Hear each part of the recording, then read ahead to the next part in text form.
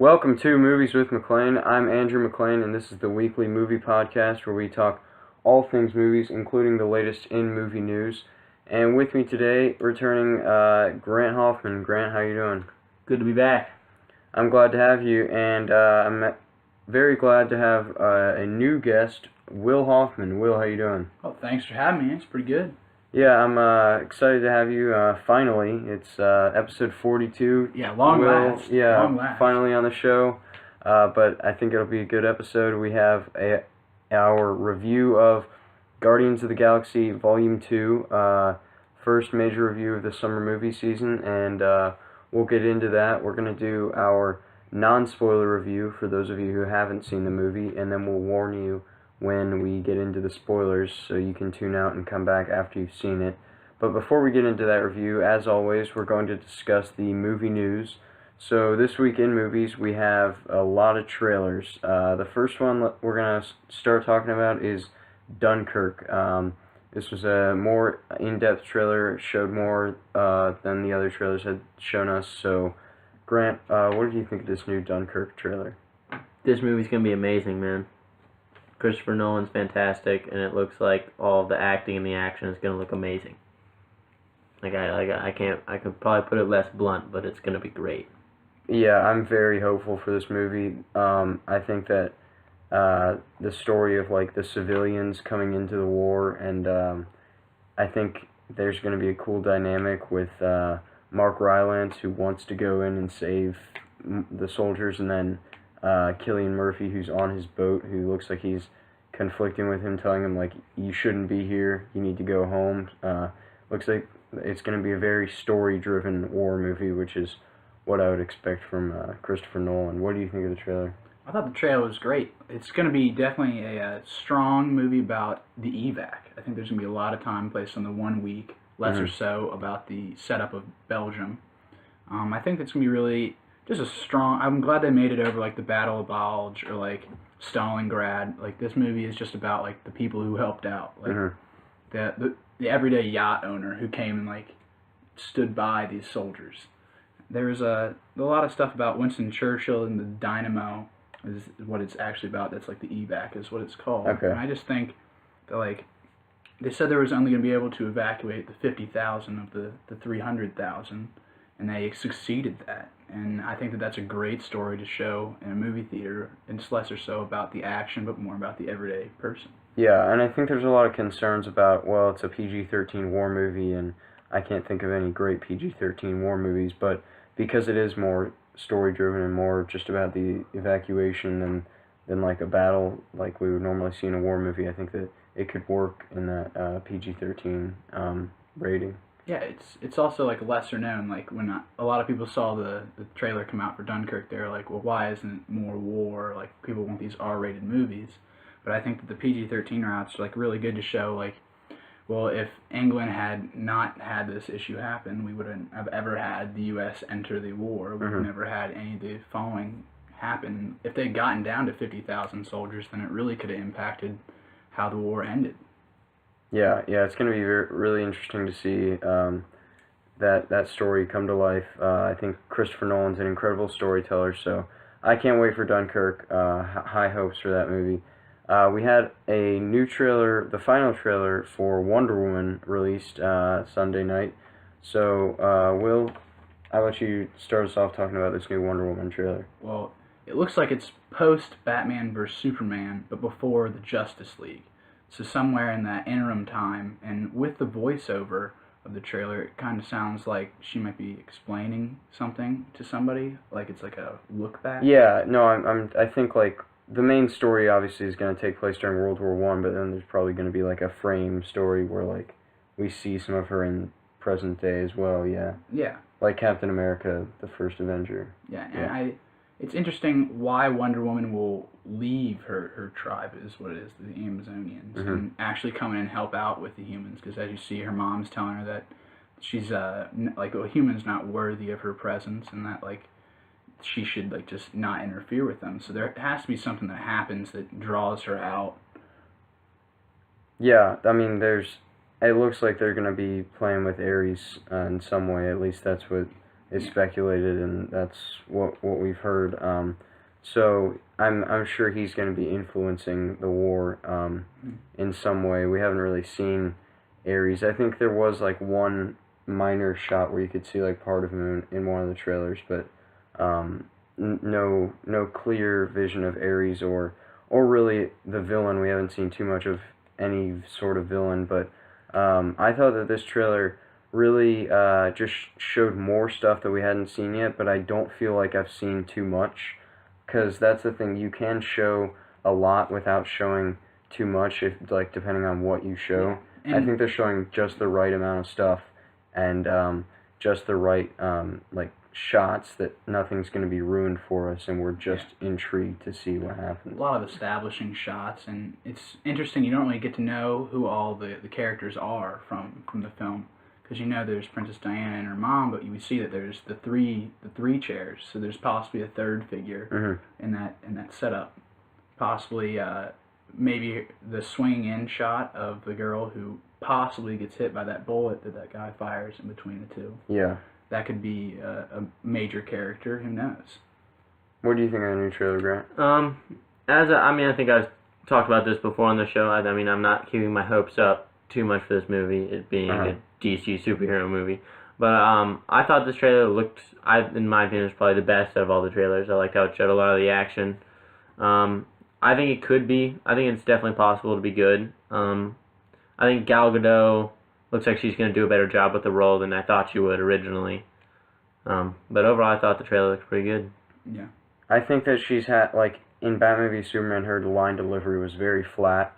And I'm not convinced that she can carry a movie, but everything around her looks great. And this trailer, I think, was also my favorite. So we could see the progression of that from the first to the second trailer, with like all the different CGI aspects that they put in there. Yeah. In comparison to the two, like the second one is so much more lush than the first one. It looks bare bones compared to that. Yeah, no, I agree with that. All right, another trailer released Sunday night. We have a new trailer for It. Grant, talk about this trailer a little bit. I do like horror movies a lot, so I'm very excited for this movie. And the first trailer didn't show a whole lot, like it didn't show the clown's face or anything. And I think in this movie, its face is much scarier. If you haven't seen like the first original TV series, I think they're gonna take. There's like some funny parts of it, like it is kind of funny. I think they're gonna go a lot darker with this movie, and I think that could have a good payoff. I think it's gonna be pretty scary. I think who's directing it? He directed some horror movie called Mama. I don't know anything else. They never showed the monster's face in Mama until the very end, so there could be. I think it looks pretty good, and it looks like they're going back to like the original source material. They have like the floating red balloons. It looks like they're kind of keeping it the same, as well as like kind of like add like a darker approach to it. Maybe they use the comedy to make it much darker, because you can have darker themes if you include the comedy in there. Yeah, and I think they're actually going for like some dramatic scenes as well too. You know, just with the kids, and like how the kid says like, "Oh, you're a loser just for hanging out with us," you know. So it looks like we might get into sort of a coming of age story mixed with a horror movie. That'll be cool to see. And I didn't like this trailer as much as the first one. I thought the first one was a lot scarier. I think the reveal of him behind the balloons was just like an okay reveal, whereas the scene with them when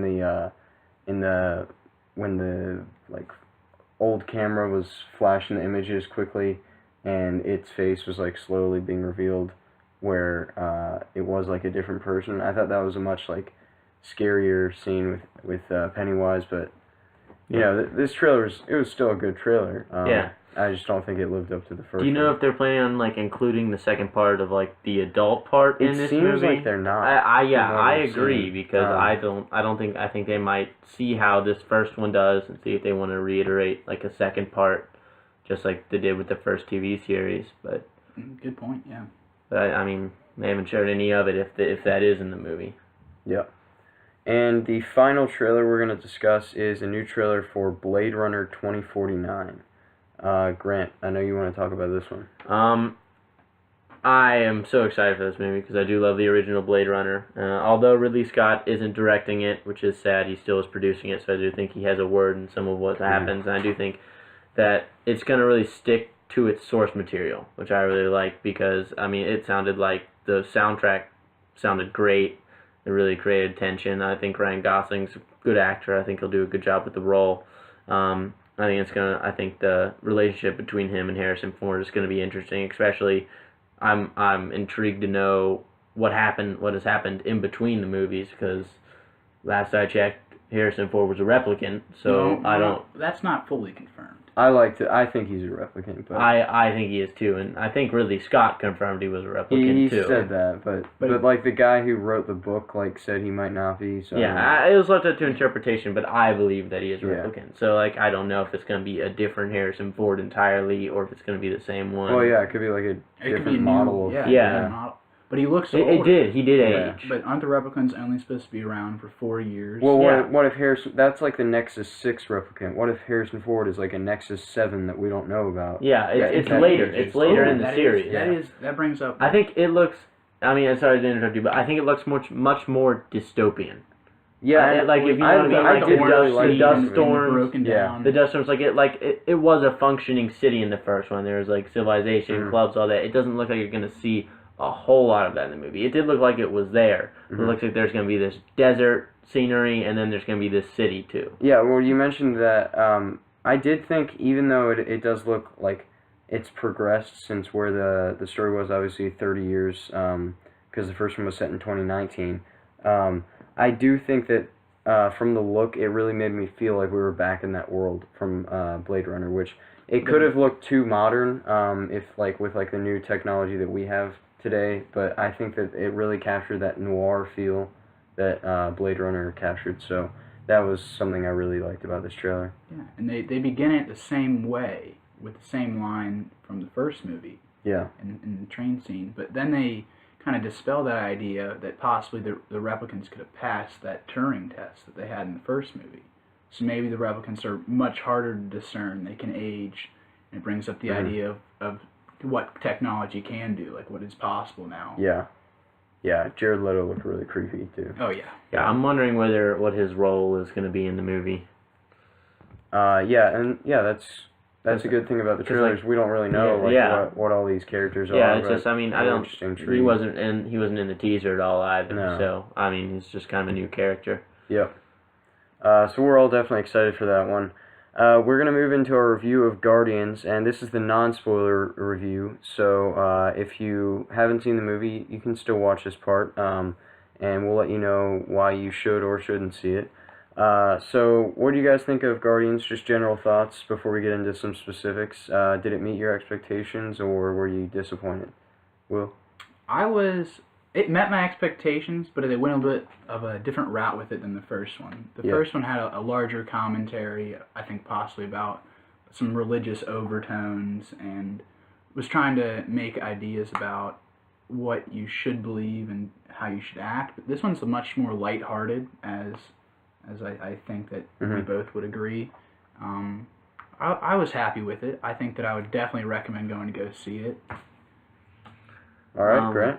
I don't know about religious stuff, but I thought it did meet my expectations. I didn't expect it to be as good as the first one, because the source material isn't original, and it isn't original anymore. Like, we know the characters now, so it's much harder to make that great of a film. I did like that it was character driven. I liked Kurt Russell in it. I thought he did a pretty good job with his role. I mean, Chris Pratt did great. I mean, all the characters were still there. Baby Groot was just a great, like, comedic, like, the opening scene was awesome. I really liked that. Overall, I mean, I thought the movie was good. Visually, very stunning. The shots of Ego were very cool. Effects, great. Overall, good movie. Yeah, I'd say it met my expectations, but that's because I had lowered my expectations. It definitely doesn't live up to the first movie, but it doesn't have to. It's a good movie in its own right, and I think what disappointed me the most was the music, because that first soundtrack for Guardians was so memorable, so many memorable songs in there, and there were maybe 2 or 3 memorable songs on this soundtrack, and like how they were used in the movie too wasn't as memorable as how the songs were used in the first movie, but it's definitely still very enjoyable. And you talk about the shots. I think the way that they use colors in this movies. In these Guardians movies is really creative. Colors are like very contrasting and very bright colors used with like the different characters and the different like locations that are visited. So I did really enjoy it, but it's not on that same level as the Guardians one. And I think you can't have, like you say, you can't have Rocket Raccoon introduced again, like and have that same effect that you had that first time. So, would you guys say that this movie is more of a comedy, or do you think it's more of just a superhero movie, sci-fi? Because I feel like for a lot of the movie, it was more driven by the jokes than it was by the actual story. What do you think? I mean, honestly, I can't like pin it under a single one because, like, as the director said in the beginning, he wanted it to be a very character-driven film. Mm-hmm. So, I mean, I'm gonna go with it is more of a sci-fi film, less superhero, because they don't really focus on superhero powers. It's more the story between like Star-Lord and his father, and like him and Gamora. Like, it's all about relationships in this movie, less than it is about like action or like threats to the universe. If that makes sense. You're right there. Yeah. I think it's a comedy. If James Gunn had his own specific style comedy in the first one, and we got little tastes of it every once in a while. Some of it's more adult than what the film is trying to go for, but in this one it is just chocked full of comedy. So I think that he went above and beyond with the first one and realized people really like this. Let's see how much we can put in the movie. And there's a lot of different jokes for a lot of different audiences there, and I think he hits the nail on the head with it being a comedy, but it's driven by the characters which make the comedy work. Mm-hmm. Yeah, see, I'd say it is a comedy because for really the first like hour and 15 minutes, it's mostly just you deal with the relationships, like you say, Grant, and then there's also mostly the jokes before they get into the conflict. I won't get into that in this part of it, but I think it's unfortunate that the trailers did show a lot of the best jokes, but that'll improve upon further viewings because, the first time you see it in the theater, you're like, oh, well, I've already seen that. But then as we watch it again, you'll just be able to appreciate the jokes more for what they are. So I don't think I can have that factor into the negatives just because it's in the trailer. That's more the marketing team's fault than the movie, just because they made a lot of great jokes, but unfortunately we'd already seen a lot of those. So we're not going to get into any of those specifics right now, but I want to ask you guys, since we are comic book fans, movie fans, we feel obligated to see all these movies, but do you think the general audience needs to see Guardians? Because I thought personally it doesn't really have a major implications on the Marvel Cinematic Universe, but do you think that they need to rush out and see this, or you think that if they're busy, only have small budget for their summer movie season, is this one that they should see or save it for another? What do you think, Grant? I don't know. I mean, we'll talk about spoilers. I think is something that kind of does need to go into it, but as far as like the main story, you don't need to watch it. It's just like, I mean, if you've seen the first Guardians, Star-Lord and Gamora have a thing. You know the characters, and they don't necessarily.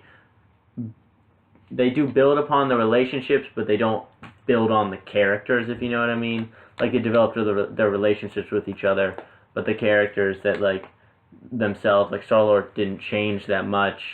Gamora hasn't changed that much. They're still the same. So I don't think it's necessary, but I would recommend doing it. Yep. From the background of the movie, I think it's absolutely necessary. Okay. If you think that the Justice League and some of these other movies aren't going to tie in with Guardians of the Galaxy, I think you're going to be wrong. But I think that you're going to have to go a different route if you're going to. I think that the main storyline is absolutely not necessary, and that's why this movie is so much more comedy than the first one. I think the first one's necessary for the character development.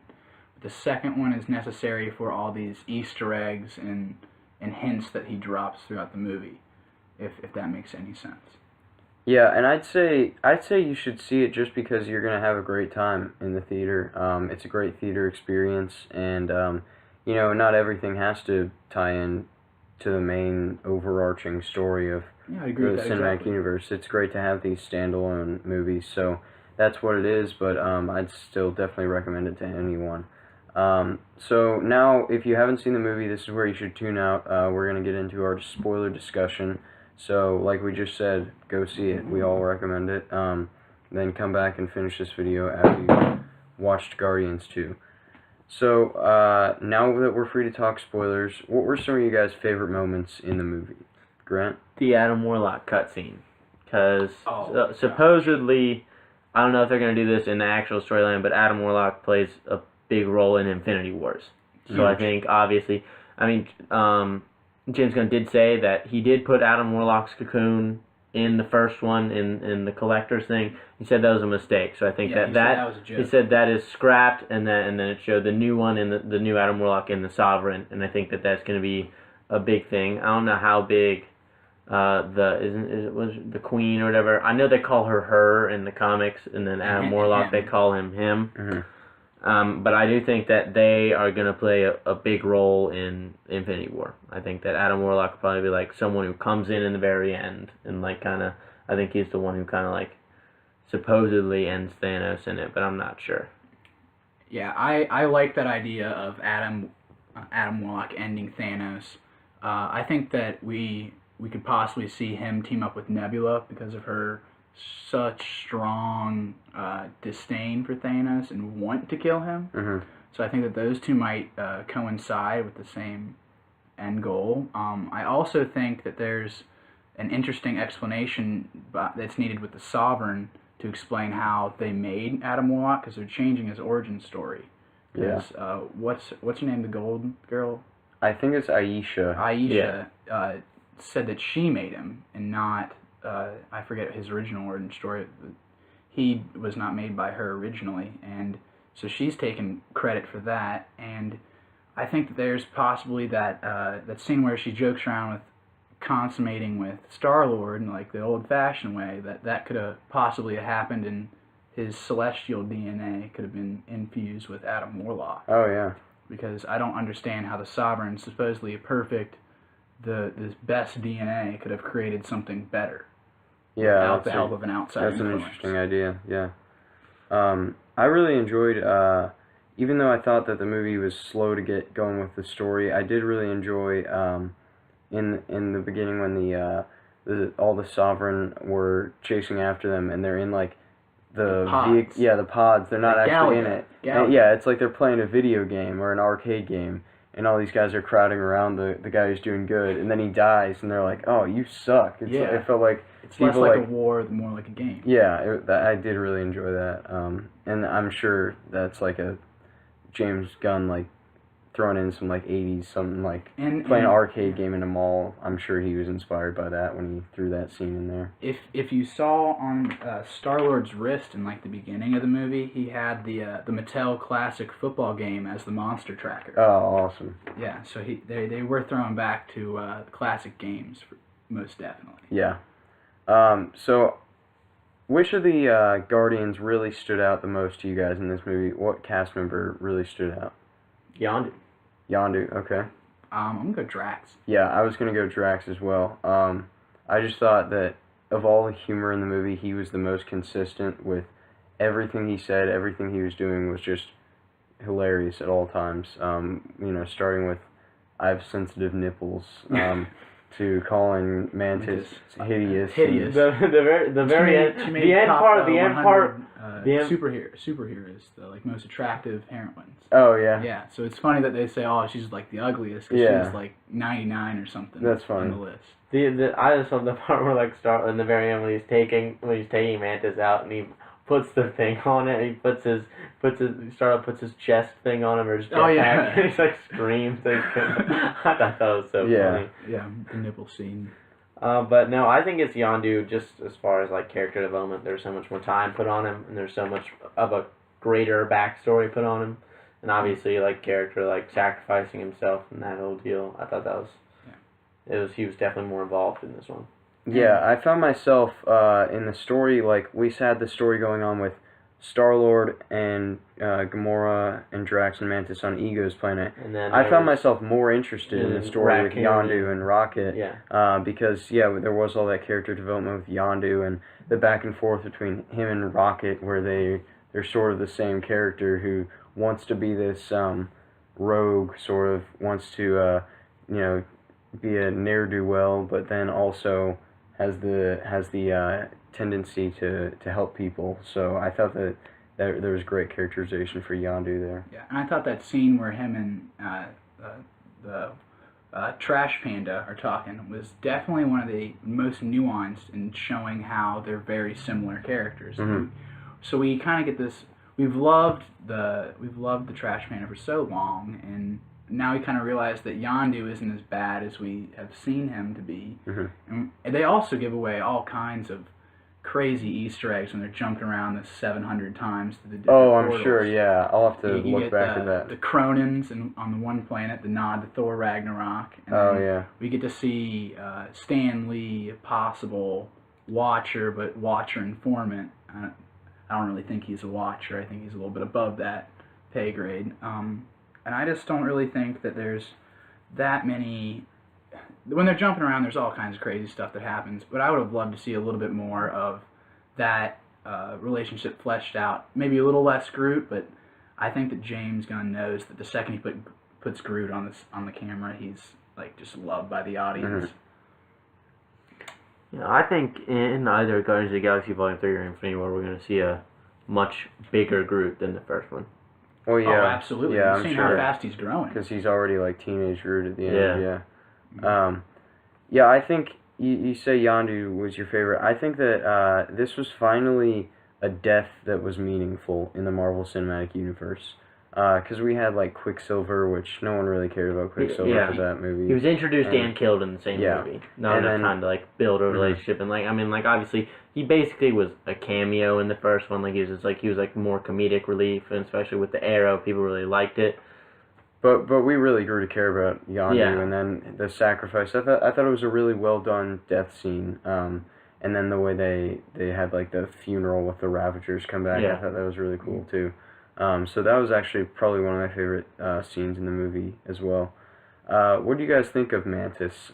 We talked a little bit about how they play with the hideous joke, but did you guys think that she added a lot to the humor of the movie? I don't know about up to the humor. Yes, Yes. I think she had Allowed funny Drax to moments. have I all think the Drax humor was good, and it wasn't there if she wasn't there. But I think she did her job well, or at least the actor played her pretty well. I think that's sort of an easy role to play Yeah. because like a lot of her facial expressions are supposed to not match what she's saying because the character's so awkward. So I think even a bad actress could have played that well, but Yeah. she did a good job. I enjoyed her performance. What do you think, Will? I think that Mantis was a strong character, but I think that she was dulled down to give rise to the other Guardians of the Galaxy, Mhm. to show that like they had powers too. Because if Mantis came in and was doing, she just had telekinesis and some like pyrokinesis in the comic books, but that wasn't really hinted at all in the movie. She just had the ability Okay. to sense through touch. They just really. said she was empathic. Yeah. Well, she was pretty powerful with like holding Ego down Yeah. at the end there. Yeah. And what do you guys think of Ego? How do you think Kurt Russell did, and how do you think he compares to other villains that we've seen? I think it goes again with like I think Marvel did kind of repeat their villain issue with this.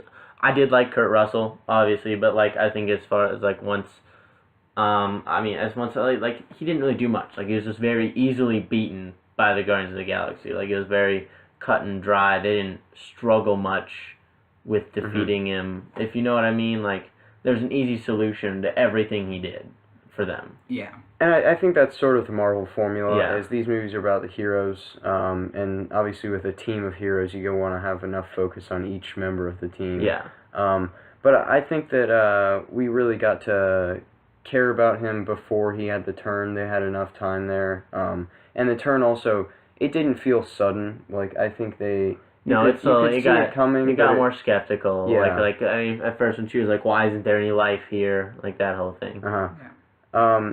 And what do you guys think of Star-Lord's powers? Did it bother you that he was so powerful in this movie, or? Well, what do you think? I mean, obviously, like, I don't know. Is he? Have any of you read any Guardians of the Galaxy comics? Is he ever that powerful? He's not like a Celestial. He has like minor, like enhanced, like he can't strength and create things from his hands. But they did keep it. Like, they hinted that he had the power of ego, but he couldn't really do all the things ego could. He needed ego's help in forming the ball, even. So but in the end, he did come out and... Yeah, see, I was a little bothered by that, how he was able to fight back so easily. I thought that was similar and he beat ego, if you look at ego in the end. Yeah. Like, ego's all drained and he's fine. Yeah. So being a half Celestial, destroying this Celestial, kind of made me feel a little bit like Suicide Squad, with the Inferno character, who just comes out of the woodwork as extremely powerful, overpowers all the others.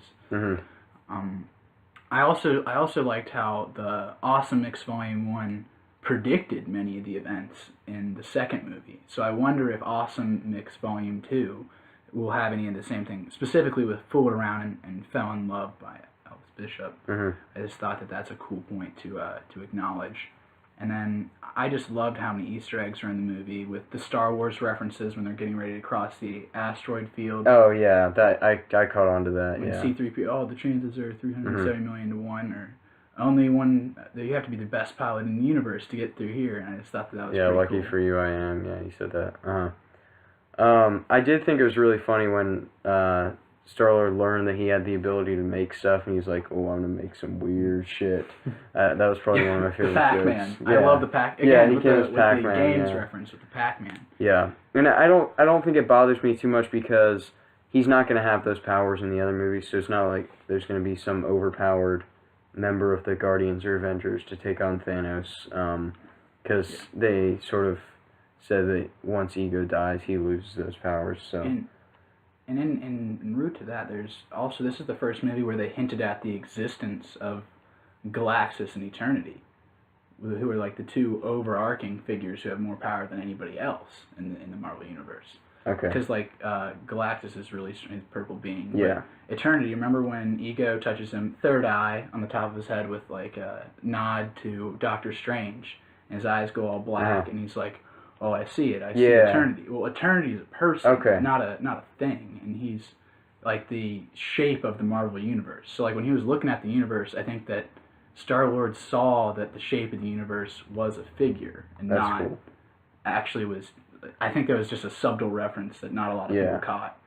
See, I didn't know any of that, but I know they can't use Galactus at least yet because Fox owns him, but. Hopefully, I'm hoping they'll get the rights back to like who? Fox has been really stingy with a lot. Fantastic Four and Galactus. It's like the same. It ties in, so they have rights to Galactus. Well, I'm sure they'll probably just buy the rights at the end of Phase 3, and then once they're done with Thanos, they'll move on to Galactus or something. And even if they get Fantastic Four, that'd be awesome to do that right. What do you guys think of the cameos from Stallone and Hasselhoff? Apparently, Stallone's character is much more complex than like they really let on. Apparently, like he's much more powerful and like apparently like lives different lives. Like once he dies and stuff, like he keeps reliving. Yeah, he like just relives his life over and over. And apparently, he's just like much more powerful than they really like let on. He just in this one, he's just like the leader of the Ravagers, and I liked how in the end it looks like I mean, as famous of a group that they did have, I don't think they'll make like a prequel Guardians of the Galaxy story as much as they did like try to set it up in the cutscene. But because I think he would have been in more of the movie if they were going to do that. Because I mean, I really don't think they're going to be able to get Stallone, Ving Rhames, Miley Cyrus. Mainframe. James Gunn said he loved working with Miley Cyrus, so maybe we see more Mainframe. Yeah, but I don't think we'll get like. I think that's just a nod back to the old. Guardians of the Galaxy. See, I was a little disappointed by Stallone because I knew he was going to be in it, and I thought, well, for the minute that he was in the movie, it could have been anybody because he didn't really do anything too significant or memorable.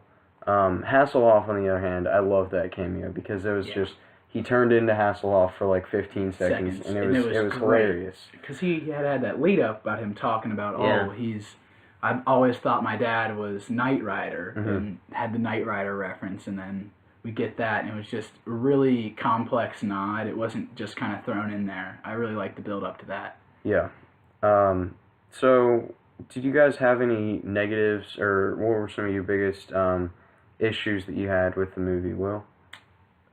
I'm going to compare it to the first Guardians. So we have Kronos, who is bathing in the blood of his enemies, and he's kind of being... Wait. You're thinking Ronan. of Ronan, Ronan, sorry.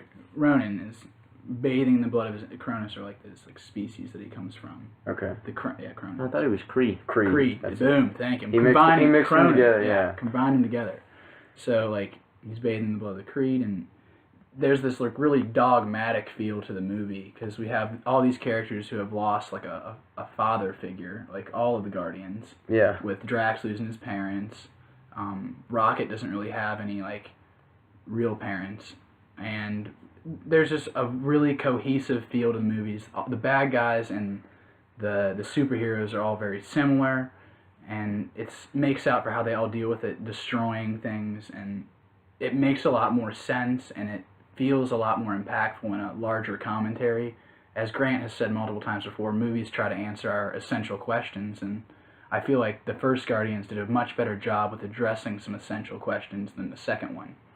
But to nod, the comedy of the second one was so good, like with that scene with Nebula, where she says to the group, "You stupid fox," I think is the most adult reference of the whole thing, because the whole group is together. Mm-hmm. So she's not speaking specifically to the fox. Yeah. She's like saying, "You stupid," Yeah. like when she supposedly saved them. So I think that was one of the most adult references. Like, I thought that was hilarious. Playing with the accent, yeah. So I think that the second one is much more self-aware of the comedy than the first one, but the first one answers more essential questions. Okay. See, I think a negative I had, I felt that Nebula, the only reason she was in the movie was to give Gamora something to do. Yeah. I felt the movie suffered from having too many characters and not really enough for all the characters to do. But that did help, because we learned a little bit more about Thanos and what he did to Nebula. So that could play in, and it helped us really learn how truly evil Thanos is for those who don't know him from the comic books. And again, I'll just say the pacing bothered me a little bit, how the conflict didn't really start until there was only 45 minutes left in the movie. But I mean, that's the direction they chose to go. Grant, what are some negatives that you had? As I said before, how easy it was to beat Ego. Mm-hmm. It doesn't seem like they ever really struggle. They get hit once, and then you never get hit by the same thing.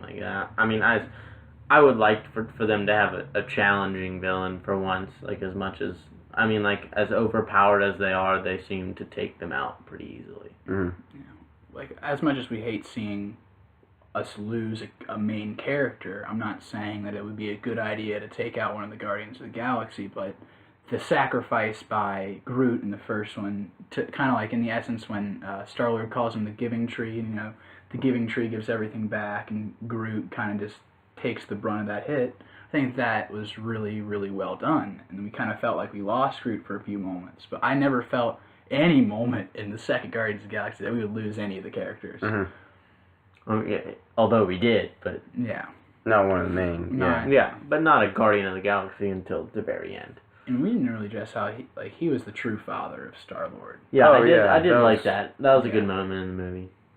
And wrapped it up very nicely that we've been thinking from the first movie that he's untraditional, but we learned that he didn't give Star-Lord over to Ego because he realized Ego was using these kids for the power and testing to see if they had his celestial abilities. Again, Ego being so powerful, it could put a tumor in someone's brain. It's crazy that he didn't leave anybody with some horrible deficits. Yeah. Yeah, no, I think that that story with Yondu really saved a lot of the issues I had with the movie, because when you got to that the story with Yondu midway through the movie, that was just a story that I was consistently following, and then it paid off so well at the end there. and I thought the end was very emotional, actually, in a movie that was very comedic. So I did really enjoy the film. Before we get to our score, was there anything that we did not cover that you guys wanted to touch on? Nope. That's about it. Yeah. All right. So first, before the score, where does it rank among like the Marvel Cinematic Universe movies? Like top tier, middle tier, bottom? Middle tier. Middle. I'm gonna go upper middle tier. Okay. I'm gonna go like lower middle tier. I have it like just around the same as Doctor Strange, I'd say. So I definitely enjoy it more than like the second two Iron Mans and like Thor 2, and I was never a huge fan of Ant-Man, but it's not one of my favorite Marvel movies. I enjoyed it though, and I'll definitely be watching it again. Yeah. So Grant, you can start us off. What's your score out of 10 for Guardians of the Galaxy Volume 2?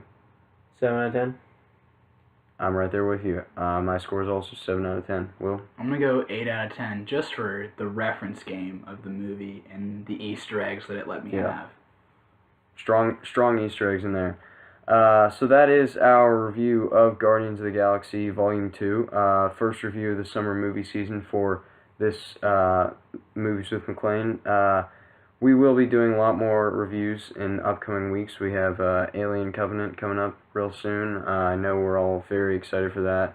So be on the lookout for that review in 2 weeks. Thank you so much, Will, for coming out. Appreciate it. Glad to be finally have here. you, and I'll try to have you back on here sometime. Absolutely. Thanks again to Grant for coming back. He's always a reliable guest. Always a good time when Grant's here. So thanks to everyone for watching.